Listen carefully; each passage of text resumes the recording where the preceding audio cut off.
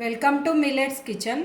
మీకు ఈరోజు కూర దోసకాయ కర్రీ చేస్తున్నా, అది చూపించాలనుకుంటున్నాను.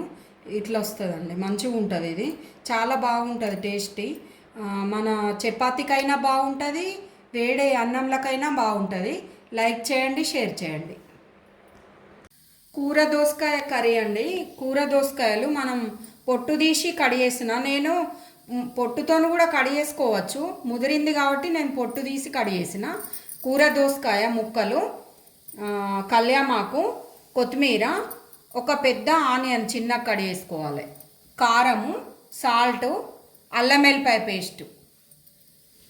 పొయ్యి మీద ఒక చిన్న మూకుడు పెట్టుకోవాలి, ఇనుప మూకుడు పెట్టేసుకొని ఆవాలు,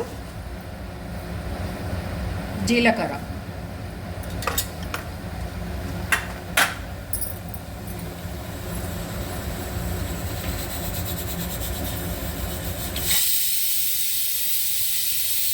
ఆనియన్,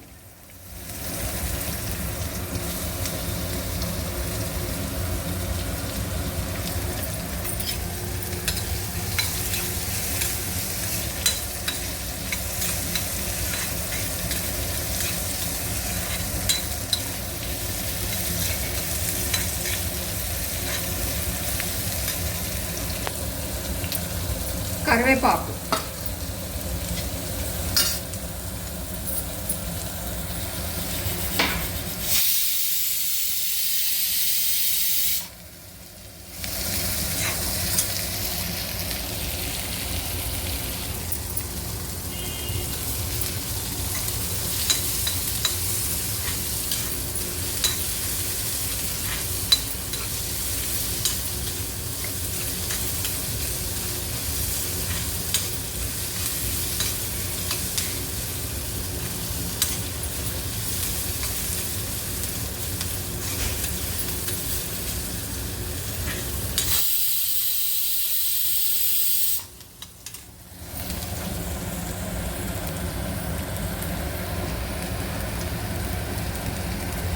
అల్లం వెల్లిపాయ పేస్ట్,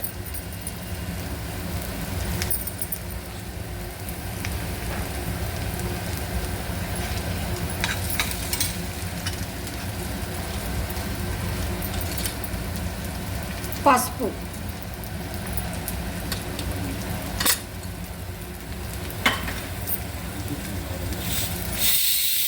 ఇవి మంచిగా కలపాలండి. కలిపి కొంచెం అల్లం వెల్లిపాయ పేస్ట్, ఆనియన్ ఫ్రై కావాలి. ఇప్పుడు అవి ఫ్రై అయిన తర్వాత దోసకాయ ముక్కలు వేస్తున్నా.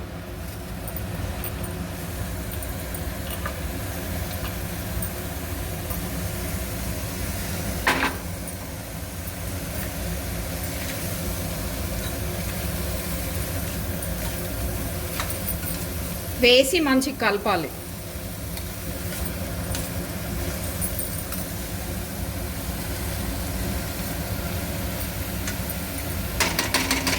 కలిపేసి మూత పెట్టాలి.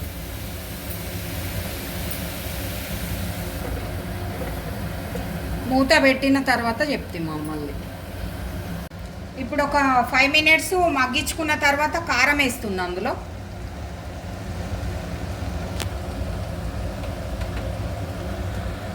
కారం ఎవరి టేస్ట్కి సరిపడా వాళ్ళు వేసుకోండి.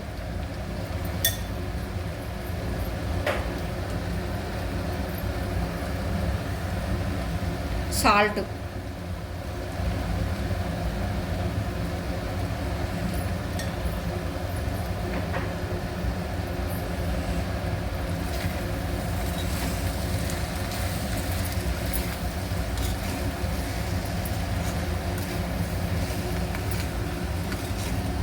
ఇది మంచిగా కలిపేసి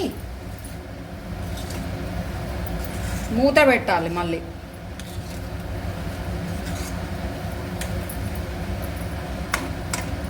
మూత పెట్టేసుకోవాలి 5 minutes.